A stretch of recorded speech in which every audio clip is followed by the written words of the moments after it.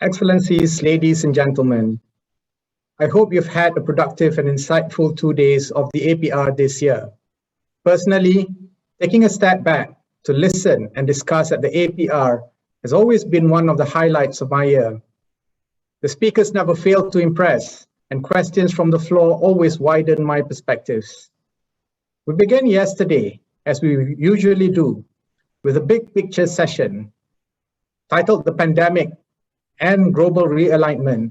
This session was aimed at sparking a discussion on how the COVID-19 pandemic has reshaped international order. There was some expectation that it would be dominated by issues such as vaccine supply and the different speeds with which countries were reopening their economies. Instead, what was interesting is that this session was pretty much defined by questions surrounding the rise of China and the Quad. Therefore, I would say that the pandemic continues to be seen as an accelerant of pre-existing trends, a catalyst of global realignments that were already taking place, rather than producing new alignments of its own. We then narrowed our analytical aperture in session 2 and examined the social and political cause of the pandemic in Southeast Asia. Obviously, the effects and outcomes in these countries have been as diverse as the region in itself. Whether it concerns the food supply, vaccines, or PPEs, the impact on Southeast Asian countries has been magnified by protectionist and nationalistic responses, both by themselves and by the world at large. Our penultimate session yesterday morning was a fascinating exploration of the idea of digital sovereignty. In a world marked by great power rivalry, there is understandably a little less enthusiasm for letting your data be handled and stored in other countries, especially those whose interests do not align entirely with your own. A key insight from this discussion is how the private sector needs to play a prominent role in the deliberations on the relevant global rules and norms. This is not going to be quite like the way the world crafted international rules on other domains, where states dominated negotiations. We began this morning with a much anticipated session on the South China Sea, a topic that hasn't been featured in the APR for some years now. Despite the obvious disagreements between the speakers, there is a common theme in their diagnosis of the South China Sea dispute. We are running out of time. We are running out of time before fisheries in the area are depleted. We are running out of time before relations between China and certain Southeast Asian countries deteriorate. The diplomatic processes in South China Sea, on the other hand, are proceeding at a slow pace. It is therefore clear that we need to accelerate efforts to limit the damage that has already been done in and by the South China Sea dispute. I am particularly glad that we convene a session titled Recovery Disrupted: The Challenge of Vaccine Distribution and Diplomacy. The thing was brought to stark relief in this session was the sheer disparity in access of COVID-19 vaccines. While some countries are practically awash with vaccines, others are finding it hard to even vaccinate a tiny proportion of their populations. Despite repeated calls for global solidarity, I fear that the developed nations will continue to have a disproportionate control of production capacity of vaccines. This is a lesson that the developing nations of Asia will need to internalize for future pandemics.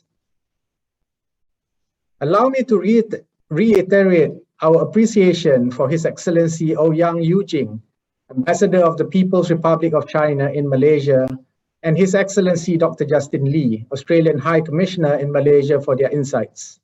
We certainly look forward towards engaging them in our future events. Excellencies, ladies and gentlemen, it is time we close the curtain for the 34th session of the Asia-Pacific Roundtable. Indeed, we have a lot on our hands to work on. The region is abundant of opportunities. However, at the same time, there's much to do to address its challenges.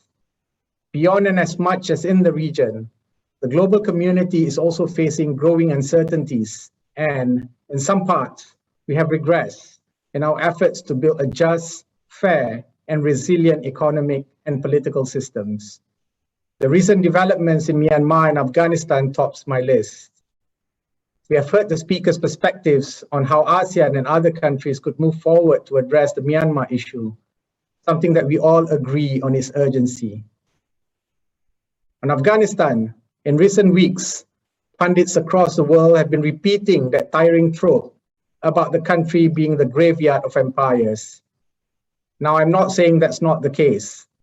Some of us are old enough to remember watching television footage of the Soviet tanks withdrawing into what is now Uzbekistan on that frigid morning on February 15, 1989.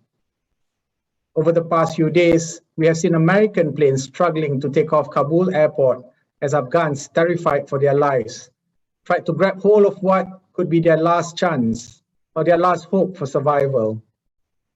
And that points out to the problem with calling Afghanistan the graveyard of empires. It simply shifts attentions away from the victims of the great names that the big nations play.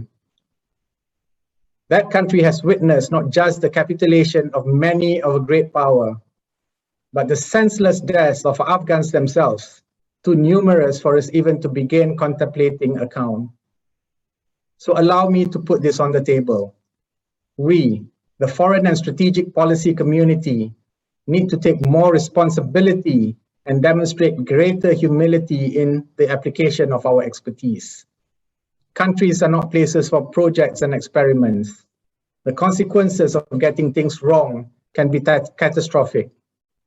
What we do next will speak volumes about us as a global community. What we do next will demonstrate whether we are mature enough to have learned the lessons of the past. Moving forward, and on behalf of ISIS Malaysia and the chair of ASEAN ISIS, I would like to again thank the Konrad Adenauer Foundation, Embassy of the People's Republic of China in Malaysia, the Australian High Commission in Kuala Lumpur, the New Zealand High Commission in Kuala Lumpur, Google, and the Embassy of Japan in Kuala Lumpur for supporting the 34th APR. We look forward to the 35th APR next year. Goodbye, take care, and we shall reconvene sooner than it seems. Terima kasih.